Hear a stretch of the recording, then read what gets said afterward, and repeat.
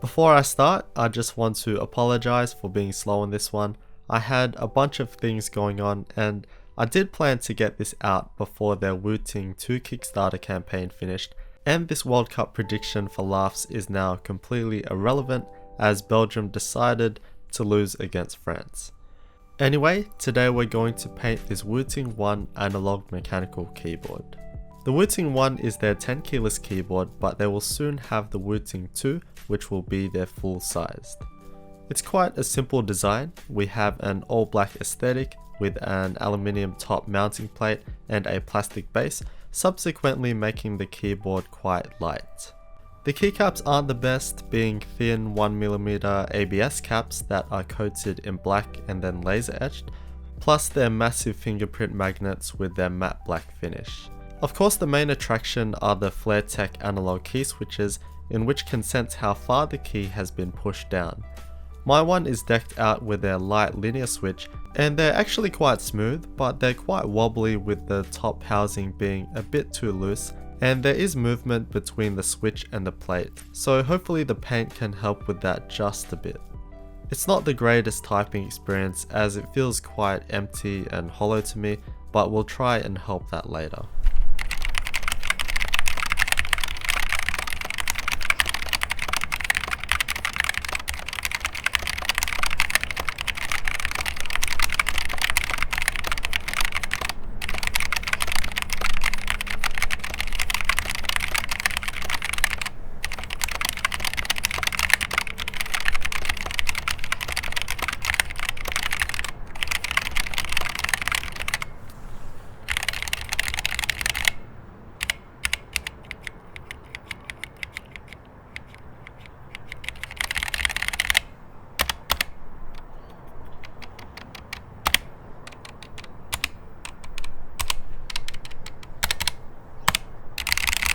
First step is the disassembly.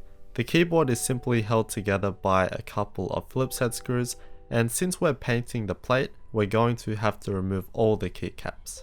The cool thing about the Wooting keyboards is that these Flaretech analog key switches can be pulled out without the need of desoldering work, by using the key switch puller tool that we got in the box. We then need to take out the plate mount stabilizers. All we need to do is press in the tabs and push up, and they easily pop out.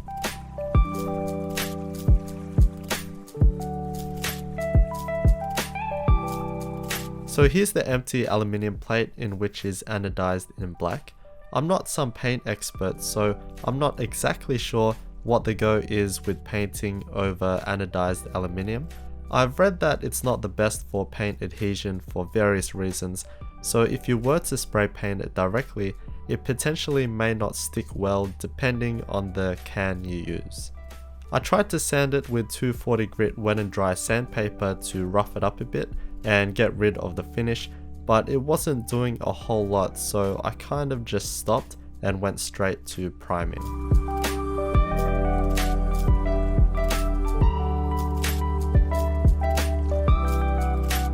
Basically, primer promotes adhesion so that the paint will stick better to the surface, and it also helps fill in small gaps and scratches. If you want to get all legit, you would have plastic primer for the plastic and etch primer for the metal, but to save money you can just get some standard all-round primer. You want to try and spray when it's not too cold. I feel like maybe 15 degrees Celsius and above is pretty good. Otherwise the paint just doesn't dry and stick properly and you end up with an orange peel effect. I'm spraying from about 15 to 20 centimeters away and doing even light to medium coats. As you can see, it's not great to paint outside when it's windy as it's harder to control. Plus I was doing it in the sun because it was pretty cold. And I did 3 coats of that with some light sanding in between with some 800 grit wet and dry sandpaper. We want to sand in between coats to get rid of any lumps, bumps, scratches, dust, etc. But yeah, primer is very forgiving anyway as it is meant to be sanded.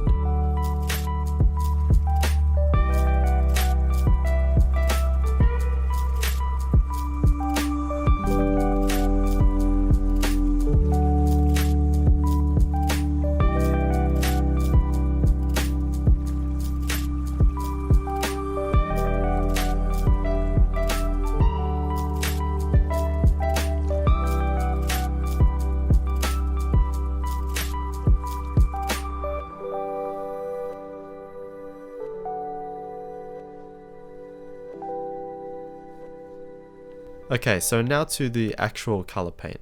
For my World Cup prediction, again in which is wrong, I tipped Belgium to win, and that was before they versed Brazil, by the way, so I'm going with black, yellow and red.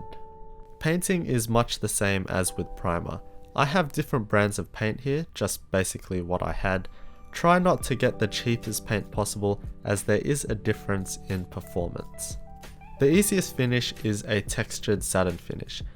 A smooth matte finish is a bit more difficult, and then a glossy finish would probably be the most difficult.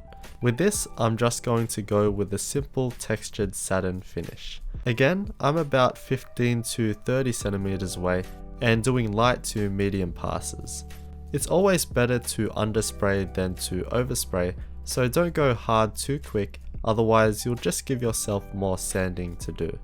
After the last coat, I let it sit for like 2 minutes and then went ahead and removed the tape so that there won't be any potential peeling with the paint drying over the tape. Having a closer look though, we can see that the paint didn't really stick well, so it kind of curdled, leaving some gaps, meaning that I just sanded it back a bit, again with just some 800 grit sandpaper, and then proceed to paint again.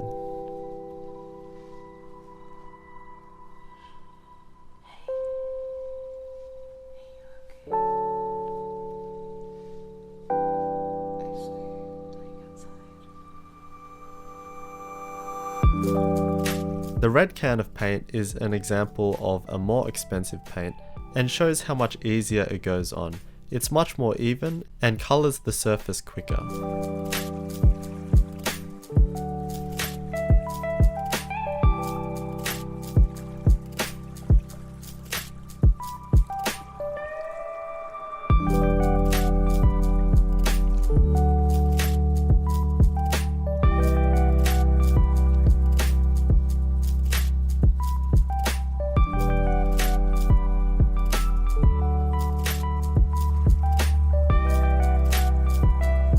Now this is where I hit some real hurdles.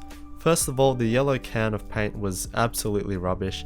I had to do a heap of coats to actually have any effect, so I did overspray, and that seeped through the tape, making for a fuzzy line. And I also missed one important step, which was sanding down the lines from the black and red, because when you paint over it, you end up seeing those lines. And the final step is to apply top clear coat, which will protect the paint. It isn't invincible though, and will still be scratched somewhat easily. And this is yet again pretty much the same thing. I'm using satin clear coat, but you can buy matte or gloss as well. I ended up going with about 5 light to medium coats.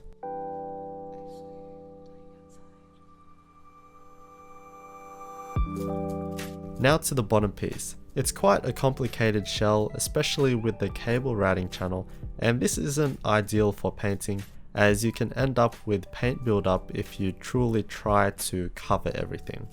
This also makes it difficult to sand evenly, so I'm going to skip that step and go straight to priming. And I'm not going to absolutely cover the cable routing channel, but you can if you want.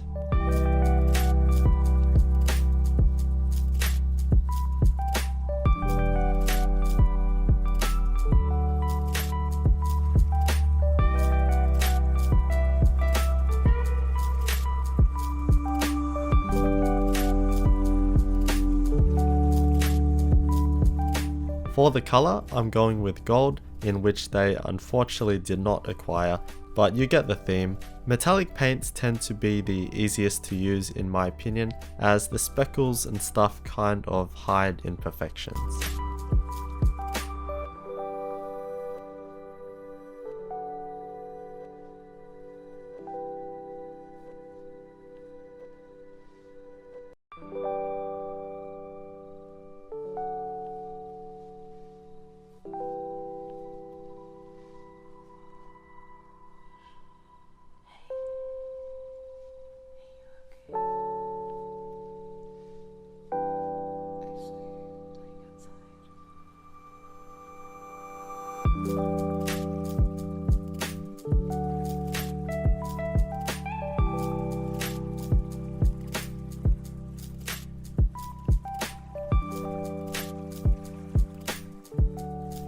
Now to put it all together.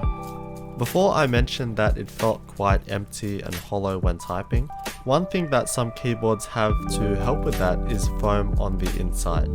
Because of its excessive plastic ribbing, it's pretty difficult to just stuff a piece of foam in, so I cut up a bunch and tried to fill up a couple of the spaces.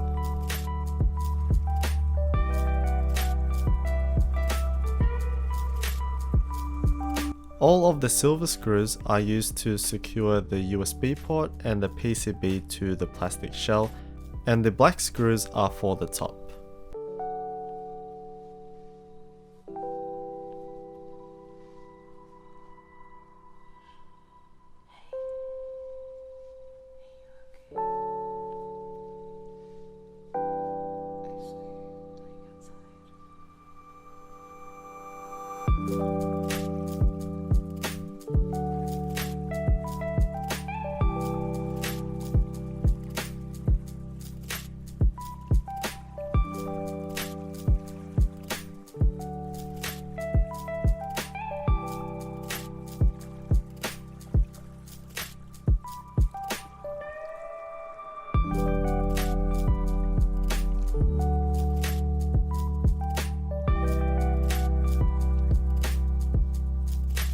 And here it is all done, the Belgian flag with a gold base.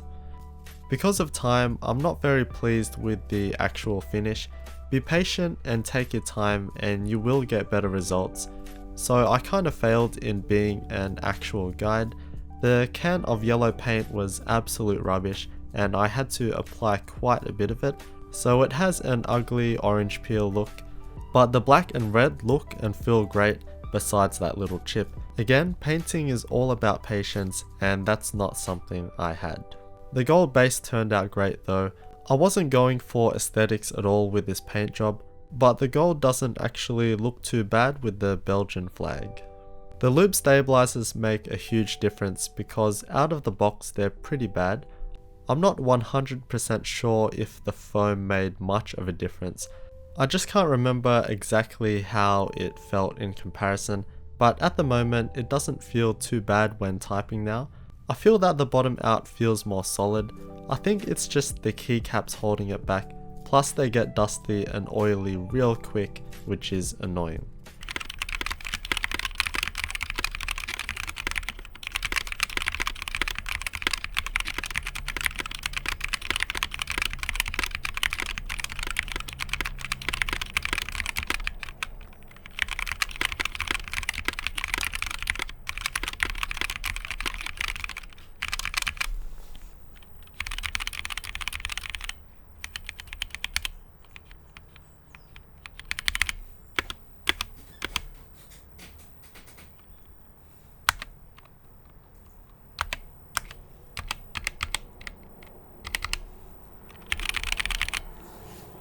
But the Flaretech analog key switches are pretty cool. They're an optical switch that can sense how far you push the key down, so you can change the modes to utilize the different distances, which may be useful in some games like racing games if you want to use your keyboard. You can also change the actuation distance in the software. The RGB backlighting is super vibrant as well, as the stems themselves do light up a bit, which is pretty cool. And again, you can have a bunch of lighting options in the software with some pretty cool presets. So yeah, that's how I painted the Wooting 1. I'd imagine the Wooting 2 would be very similar, being just the full-size version. And the keyboard is super easy to take apart, which I appreciate. This isn't a review, but you can watch a bunch on YouTube already. And for the record, I picked Belgium before they versed Brazil, so I did at least get that right, but now I tip Croatia for the win.